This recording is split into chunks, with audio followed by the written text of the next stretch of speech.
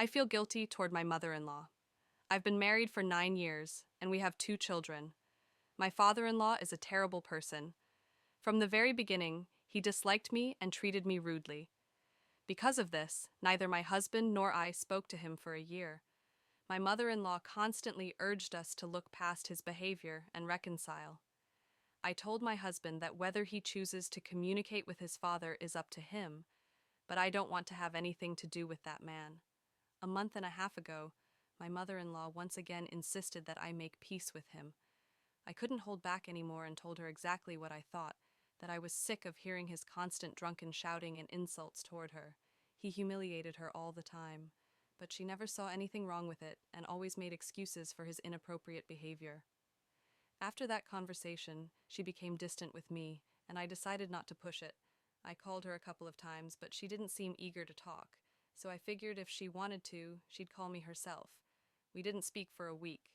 Then, a doctor from the emergency services called our home phone and told me that my mother-in-law had passed away. It happened the day before.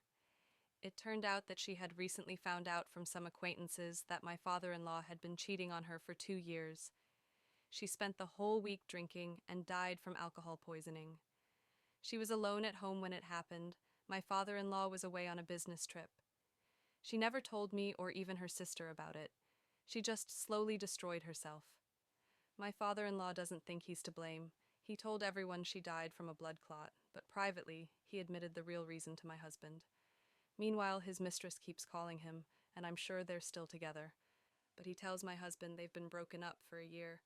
I feel awful for not calling her that week. If I had known what she was going through, I would have gone to her, helped her.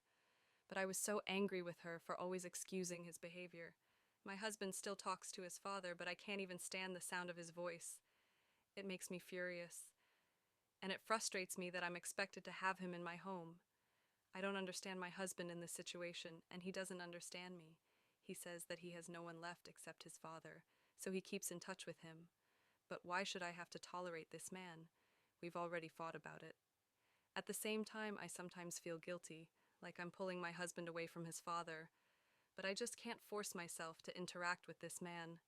I loved my mother-in-law deeply, and not a day goes by that I don't cry for her or think about her. I can't bring myself to delete our messages, voice recordings, or photos. Meanwhile, it feels like everyone else has just moved on.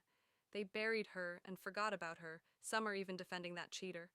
I feel like I'm completely alone, and no one understands me. I don't know how to deal with this. Maybe you have some advice about my husband? I love him, but after everything that happened, I just can't understand him. How do you forgive and forget something like this?